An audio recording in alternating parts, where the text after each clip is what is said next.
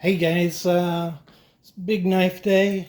I don't know about you, but I love big knives, and I have all kinds of knives. This is a bayonet that went on a Belgian Mauser, and pretty cool. If you look at it, has wood, old style wood grips on it,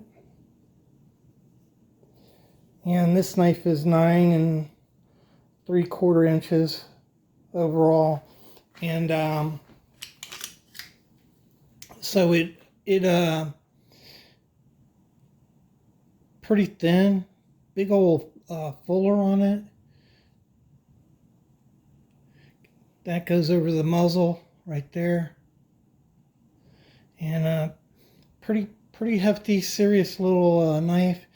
Um, has an edge to it, and really pointy. If you can see that right there, it's pretty pointy, and all steel uh, sheath on that.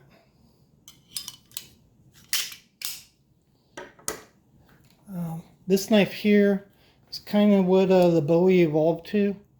Our hunting knife. This knife dates to 1890s to 1920 probably. It's made by Joseph Allen and Son. Just a little 6-inch blade. Let's see if I can't get the bone into you for you. You can see it's hammer forged, so it narrows down, and that's a good indication that it's hammer forged. Whoa, there you go. Somebody's put a grinder to it. Anyhow, not the right sheath for it, obviously, but it works. This is a Fairburn Sykes. Probably not war issue, but probably pretty close. Probably around the 50s. This is an older one. It's not a newer one. And what an awesome blade that is. Just amazing. These things are amazing. Fits good in your hand too. I could really see using that. This knife here is a Cold Steel Marauder, and one of the first ones I bought when I started working on my big blades a little. I love the sheath. Look at all the lash points on that sheath, you know.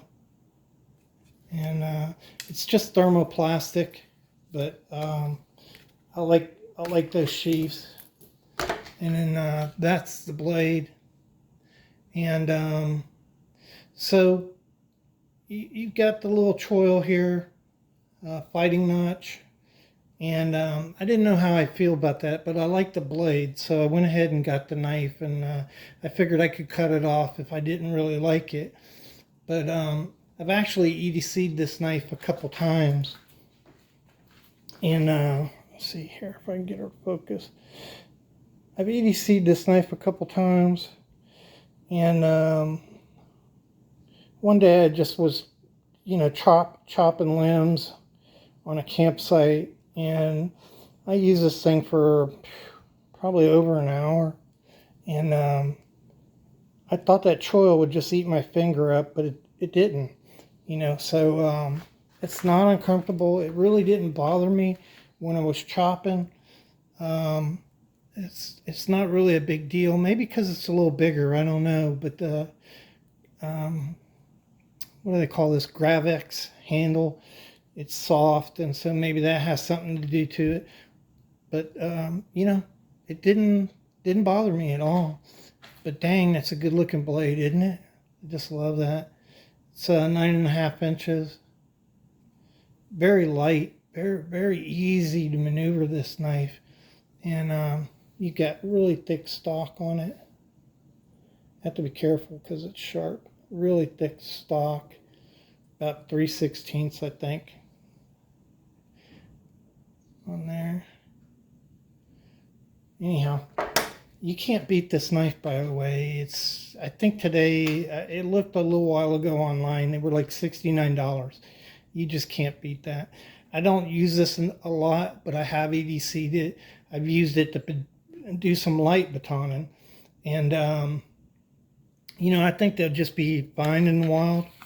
The one I have is Auss-8. I don't know what this, I think they're using SK5 in them now. This is a really cool knife here. It looks kind of rough. But this is a African tribal knife. And so this is just basically something somebody made in their backyard. And if you look at that, you can see they put a little design on it. This knife probably dates to the 70s, 60s or 70s. It's got ram horn on there. That's what that is. And they just cut a slot, put the blade in, and then beat some steel pins into it. But, you know, this is just somebody in the third world making the knife. You know, they still do that kind of thing. Pretty cool. Awesome, kind of a Mediterranean blade on there. Comes to an awesome point. Look at that point. Pretty cool. I just like having examples of stuff from all over. If you look at this, come on, snap in. You can see it's wood and then leather wrapped around the wood. Really old. And the last one is a reproduction Bowie. So it's meant to use with a frog. And this blade's 10 inches. And I shined that blade up, so that's, you know, it didn't come that way, but I went ahead and put a mirror polish on the blade. And see if I could get this in here. So this is a reproduction of a pretty famous knife, Sheffield Works, number 2. The only difference between the real one that I can tell and this one is on the real ones, this was a curved tang stamp, and this is just straight. And then on the grind, on the real one, the grind was a little higher, you know, about up there. Yeah, snap in. Anyhow, pretty nice knife though. And you know, I can't afford $20,000 to buy an original Bowie like this, so reproduction will do me. Pretty cool. I'll show you this up close.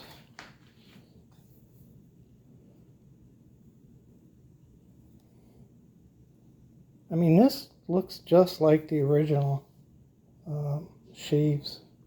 Pretty cool. Guy did a good job on it.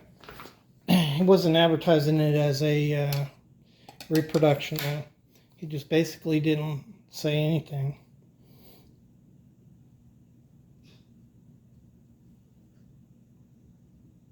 Alright, just a quick video. Show you a few big knives because I love big knives. If you like the video, I appreciate it if you go ahead and like it. If you'd like to see more content like this, go ahead and hit the subscribe button. Remember, you'll know the truth will set you free, and I really appreciate you guys taking the time out to watch this video. Thanks.